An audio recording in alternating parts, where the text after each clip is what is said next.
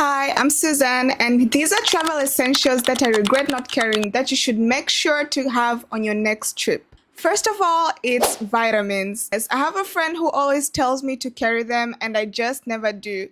And I've had an experience where in the past two trips I went to, I felt terribly sick, and then I get checked out, and there's nothing wrong with me, and it's just that my body is tired and my immunity is just done fighting. I went to Japan and had these terrible rashes. I'm telling you, like, I had rashes all over my face, all over my neck, and then I go get a checkup and I don't have any allergies. My body is just exhausted from going from one place to another and getting little to no sleep. Another time when I went to Philippines, I had a terrible sore throat and flu. And mind you, I don't get sick often. When I'm back home, I rarely even get a flu. Like I could go a whole year without seeing the doctor. That's how good my immunity is. But then when I go traveling, these incidents happen. And it's just like, yeah, I should definitely carry vitamins on my next trip. Secondly, is do not, I repeat, do not carry just one bank card. Make sure you have two or even three because you never know what could happen. This is actually something that I carried, but looking back at it, I'm just thinking if I didn't carry it, it would have been a crazy situation. I went to Philippines and I get there at like 8 a.m. Philippines time. I go to the ATMs, I try to withdraw some money, and my bank card is not working. At this point, I'm like, this is crazy. What am I supposed to do? I open my bank app because it turns out that I noticed that I carried an extra bank card. So I opened my bank app so I can transfer that money to my other app. Guess what? It's not letting me transfer money from one bank card to another. So I tried to call my little sister. It's like 3 or 4 a.m. back in my country. She's probably asleep, and I'm just hoping a miracle happens and she wakes up.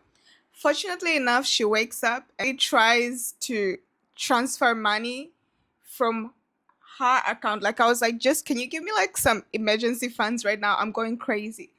And then she sends me some money to the other bank card that I had.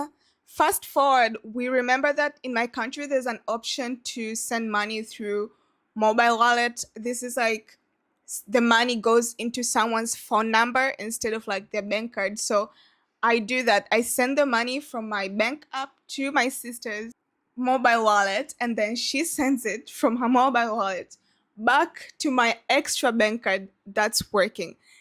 Now imagine if I only had like the one bank card that's like blocked, that's not working. Later on, I did try to send an email to my bank. I never got a response. And then my sister tried to call them and they told her it's pretty complicated in these situations because what if it's actually a fraud? Like, what if I'm actually committing fraud? And maybe the easiest or possibility could be them video calling me and doing some like security checks, which is also very rare. They have to get approval to do this. So that would have just not been something that I want to solve while I'm traveling. But thankfully, I had another bank card that I was working and that went well. So this is actually, I should have started with this at the first point because you don't want to go to a country and just not have your bank card work. And thirdly, this sounds like it's obvious, but please, I beg you, please pick a proper travel bag, a durable one. Because the last time I was traveling to Singapore and I wasn't even like, like in packing mode. Like I was excited, but because it wasn't my first trip, I was like, I'll just pack last minute and go. So it's like one day to my trip in the evening, I just go to a random shop on the streets and get a random cheap bag because I'm like, I just need a bag to put my stuff. That was a very bad move because I get into this, like, I arrive in Singapore and my bag is torn. Like, not all of it, but like the front part.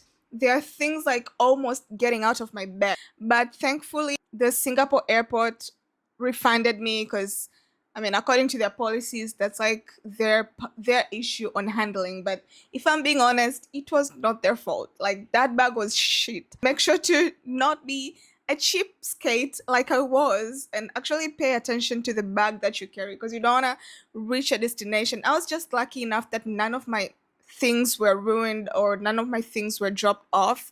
But You don't want to have that happen to you. I make videos on travel, being a digital nomad, and working online. If this is the kind of content you want to see, like, share, subscribe, and